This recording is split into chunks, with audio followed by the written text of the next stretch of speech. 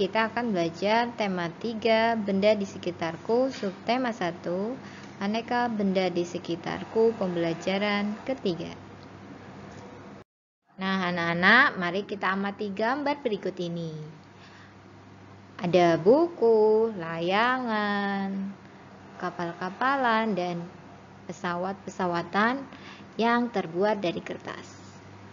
Mari kita simak bacaan berikut ini. Kertas di sekitar kita.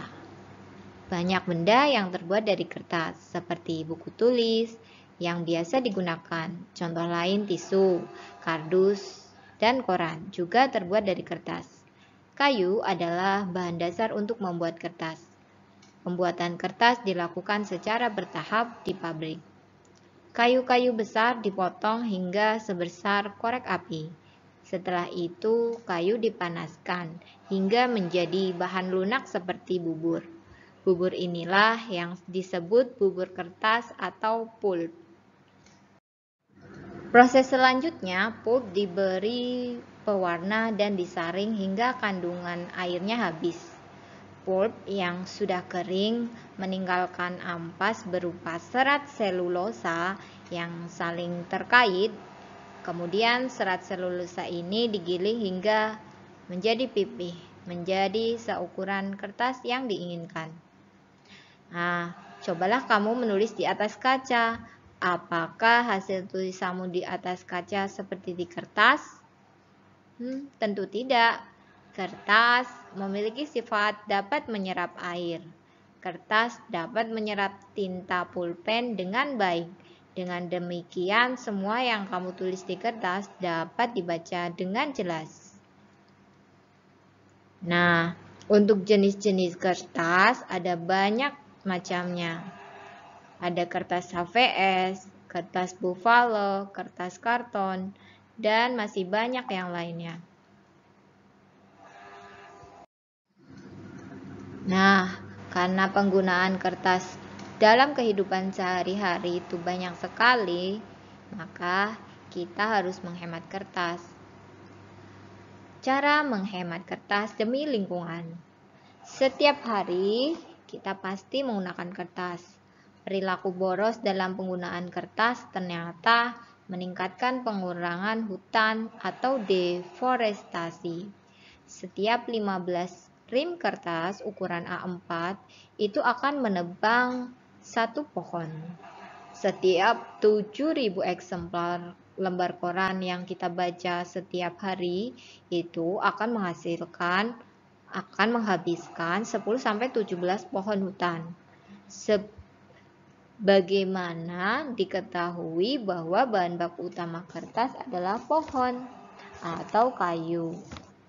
Maka menghemat kertas bisa jadi salah satu upaya menyelamatkan pohon sebelum terbuang sia-sia dalam kertas pembungkus makanan, brosur, tisu, buku, koran, dan sebagainya. Berikut ini cara yang bisa kita lakukan untuk menghemat kertas.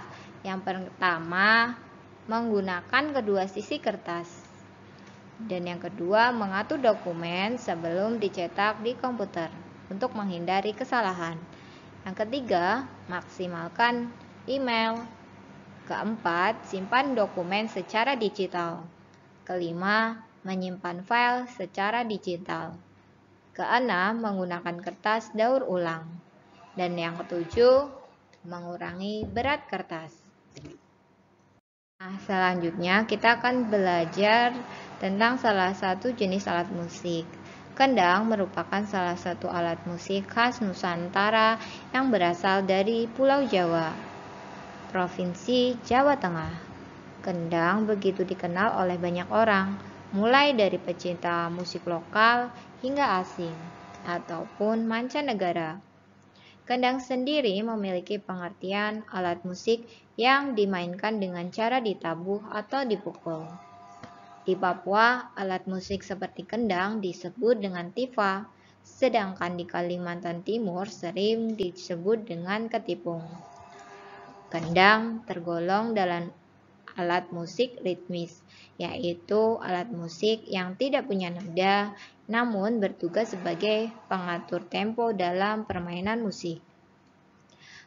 Alat musik tabuh ini terbuat dari berbahan kayu, berbentuk tabung yang ditutup dengan kulit binatang pada kedua alasnya. Gendang juga memiliki sebutan lain, yakni gendang. Biasanya, alat musik ini mempunyai fungsi sebagai pengatur suatu irama lagu. Semakin cepat gendang ditabuh, maka semakin cepat pula irama yang dimainkan. Nah, untuk tugas bahasa Indonesia, jawablah soal berikut ini pada buku LKS kalian. Yang pertama, apa akibat dari pemborosan terhadap penggunaan kertas? Yang kedua, berapa pohon yang dibutuhkan setiap 15 rim kertas ukuran A4? Ketiga, berapa usia pohon yang dapat diolah menjadi kertas? Dan yang keempat, tuliskan cara yang dapat kita lakukan untuk menghemat kertas. Untuk tugas SBDP, yang pertama adalah dari manakah alat musik kendang?